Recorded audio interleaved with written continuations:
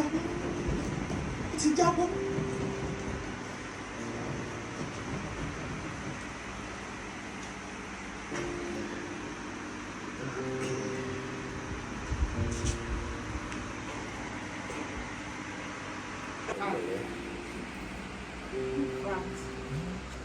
Doctor mi ọmọ náà ni wá gba repeat prescription mi wá sọ fún ọ pé give it to somebody else. I don't know that. No, it's alright. I'll see you later.